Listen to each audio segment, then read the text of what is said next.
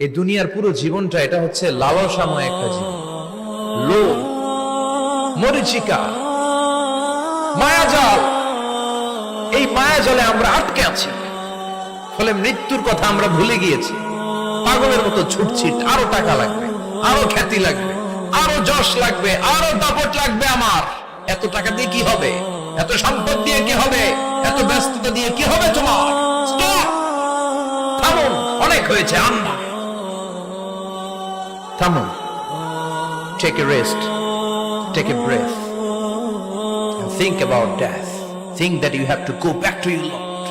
একটু বসেন না, একটু ভাবেন যে আমাকে চলে যেতে হবে, চলে যেতে হবে। এই কোলাহল, এই ব্যস্ততা, এগুলো থাকবে, থাকবো না আমি। সাইয়েদনা ওমর ফারুক বলেছেন, মুতু ক্বাবলা আন তামুতু, মরার আগে একবার মরো। হাসিবু ক্বাবলা আন তুহাসাবু আলাইকুম, তোমার হিসাব নেওয়ার আগে তুমি একবার নিজের হিসাবটা করো না। কাগজ বের করে একটু লিখো না, কি কি ভালো কাজ করছিলা, যেগুলো দিয়ে নাজাতের ওসিলা হতে পারে। 1 2 3, আর কি কি আকাম কুকাম করছো দেখো না, লিখে দেখো তোমার অবস্থাটা কি। মরার আগে একবার মরো। মরার আগে খাটের মধ্যে শুয়ে শটান করে চোখ বন্ধ করে একবার মরার ভান করে দেখেন কেমন লাগে। চোখটা বন্ধ করেন আর ভাবেন আপনি নাই, কি কি হতে পারে ভাবেন।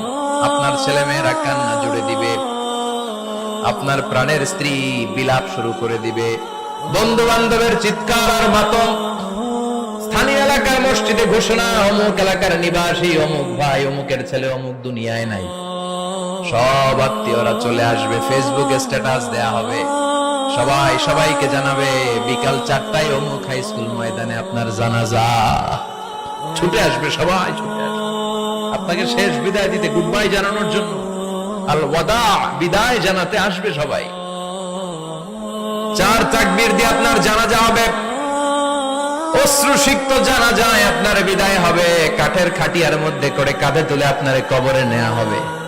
আগে থেকে খুঁড়ে রাখা কবরটার মধ্যে আপনারে বিছিয়ে দেয়া হবে। বাঁশের কচি দিয়ে তার উপরে মাটির চাপা দিয়ে সব চলে যাবে। ভাবেন না একবার চোখ বন্ধ করে, this is the circle of life, this is the nature of life. এটা সবার হবে, আমার হবে, আপনার হবে। এত মায়া, এত ভালোবাসা কই যাবে?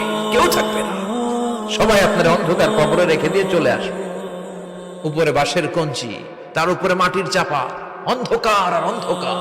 এই অন্ধকার যেন শেষ হতে চায় না, শুধুই অন্ধকার, ঠিক কিনা?